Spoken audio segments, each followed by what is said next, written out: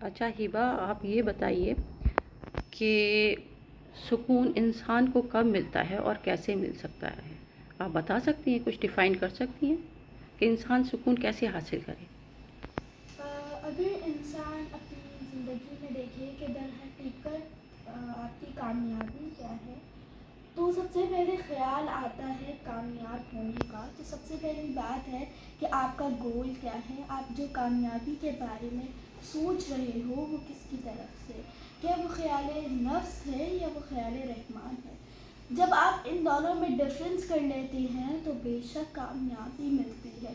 خیال رحمان کیا ہے کہ کسی کا محنت کریں، کوئی بزنس اسٹارٹ کریں اور پھر پروردگار عالم قرآن میں فرماتا ہے کہ محنت کرو، اور بے شک میں محنت کرنے والوں کو پسند کرتا ہوں اور اس کی محنتوں کا، ریاضتوں کا ضرور صلا دیتا ہوں. یہ جو سارا سوشل میڈیا ہے ہماری پسند ناپسند کو کریٹ کر رہا ہے، اور جب یہ کریٹ ہو جاتی ہے تو ہمیں لگتا ہے اس کے بغیر ہم کچھ نہیں ہیں. فار ایگزامپل ایک پیزا کی مثال دوں کہ پیزا کون نہیں جانتا، کون اس کو کھانا نہیں چاہتا. آج سے تقریباً 10-15 سال پہلے پیزا تھا بھی، لوگ کھا بھی رہے تھے، لیکن اس ٹیکنالوجی میں نہیں بن رہا تھا، لیکن بن تو رہا تھا، لوگ کھا تو رہے تھے. لیکن یہ تمام سوشل میڈیا ہماری پسند ناپسند کو کریٹ کر رہا ہے. اس کے بعد پھر ایک واٹر بیگ کی مثال دوں. ایک واٹر بیگ ایجاد ہوا بھی نیو، تو کربٹ ایسا محسوس ہو رہا تھا کہ ہم جیسے سمندر پہ بیٹھے ہوئے ہیں اور سمندر پہ سو رہے ہیں، اور اس کی قیمت $1000 تھی، اور ہر مومنٹ، ہر شخص صرف دست دعا کو پروردگار عالم کی راہ میں اٹھا رہا ہے، پروردگار عالم وہ عطا کرتے.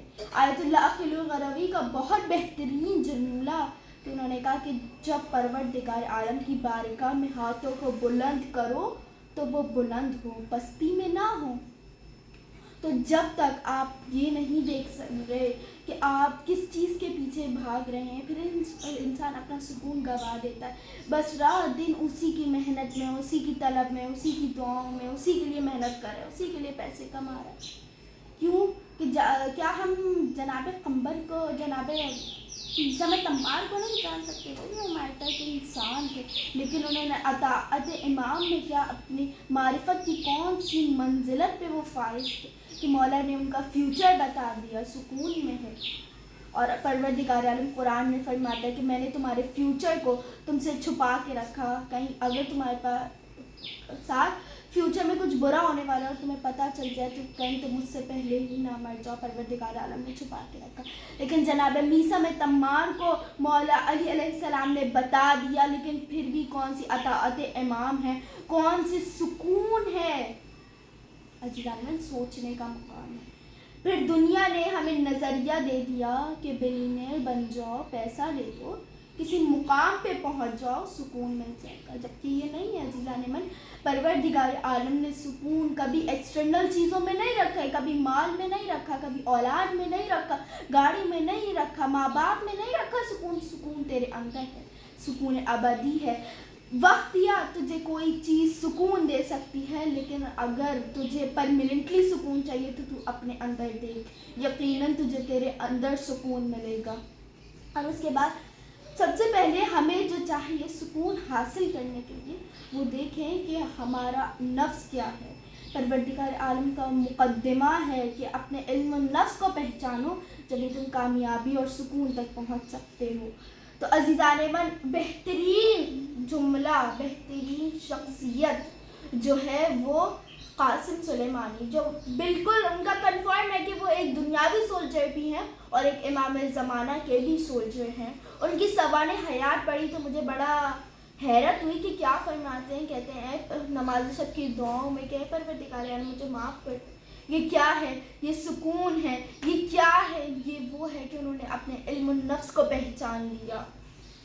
اور اس کے بعد ما رأیت الا جمیلا. جناب زینب بننا ہے تو سیدہ زینب کی طرح بنو. بے شک ہم ان کی طرح نہیں بن سکتے، لیکن ان کی زندگی ہمارے لیے رول ماڈل ہے. کیوں نہ ہم ان کا ایک پیر کی خاک بن جائیں. تو عزیزان من، سکون یہی ہے کہ جب تک تم اپنے اندر نہیں تلاش کرو گے تو سکون کیا ہے. پھر امام فرماتے کہ تجھے فرق نہ پڑے کہ تو امیر ہے یا غریب ہے، تجھے فرق نہ پڑے کہ تو مصیبت میں ہے تو نعمت میں ہے، تجھے فرق نہ پڑے تو یقیناً اس کے اوپر یقین رکھ اور تیرے اوپر واجب ہے۔ تو اگر جب تک اپنے اندر سکون کو پیدا نہیں کرے گا کبھی تجھے سکون نہیں ملے گا۔ کبھی سکون ایکسٹرنل چیزوں میں نہیں ڈھونڈو، سکون تمہارے اندر ہے۔ بڑے بڑے کوٹھیوں میں رہنے والے لوگ سکون نہیں ہے، نیند نہیں آتی رات کو، وہ ایک ٹیبلٹ کے محتاج بن چکے ہیں کہ نیند کی گولی کھاؤں گا تو ہی نیند آئے گی۔ اور ایک ایسا شخص جو خالی پیٹ ہے اور سو رہا ہے، جس کے پاس کوئی گھر نہیں ہے، سو رہا ہے، بڑی بہترین نیند آ رہی، سکون ہے اندر، نفس ہے، کیونکہ اس نے اپنے آپ کو زیادہ مال دنیا سے آلودہ نہیں کرا ہوا۔ ہر انبیاء، حضرت ابراہیم کو آگ میں ڈالا جا رہا ہے، بے شک وہ صبر ہے لیکن سکون بھی تو ہے کہ پروردگار عالم بے شک مجھے بچا لے گا، نبی خدا ہے، سکون بھی تو کتنا ہے۔